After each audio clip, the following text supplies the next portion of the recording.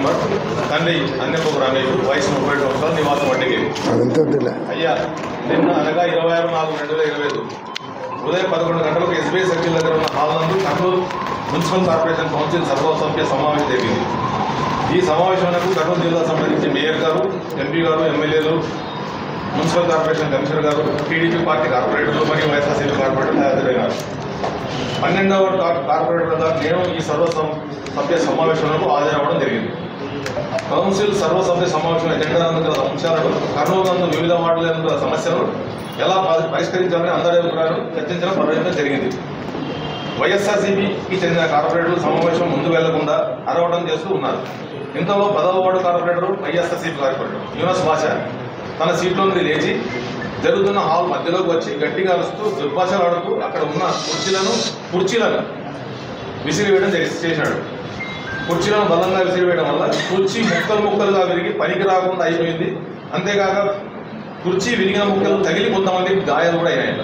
ఇదంతా చూసి నేను కలుగు చేస్తున్నట్టు ఆయన అన్న కార్పొరేటర్ అయి ఉండి యూనస్ భాష సమావేశం జరగకుండా ఇలా అడుగు తగ్గడం మరియు కుర్చీలను వెనకొట్టడం మంచి పద్ధతి కాదని, ప్రజల ఆస్తిని ధ్వంసం చేయడం చట్టవిరుద్ధమని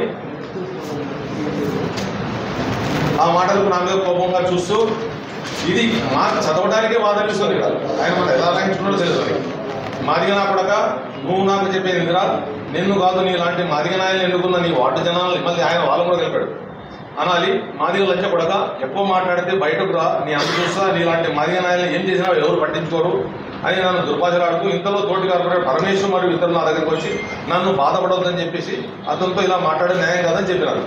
కానీ అతను ఎవరి మాట లేకుండా అక్కడ నుండి వెళ్తూ సమావేశం జరిగితే నేను నా మనసులో తీసుకొచ్చి మొత్తం నాశనం చేస్తా అని అక్కడ నుంచి వెళ్ళిపోయాడు. ఈ సంఘటనతో అక్కడ ఉన్న వాళ్ళతో కూడా భయభ్రాంతం గురైనారు. నేను కూడా భయపడి నిన్న ఫిర్యాదు చేయలేదు. అంటే ఆ రోజు 26 నాడు ఫిర్యాదు చేయలేదు. 26 నాడు ఫిర్యాదు చేసింది పరమేశ్వర్ గారు, కార్పొరేటర్, మా సోదరుడు, నా కుటుంబ సభ్యులు, మిత్రులు మరియు శ్రేయవాసులు జరిగిన ధైర్యంతో నెక్స్ట్ డే ఫిర్యాదు చేశాడు.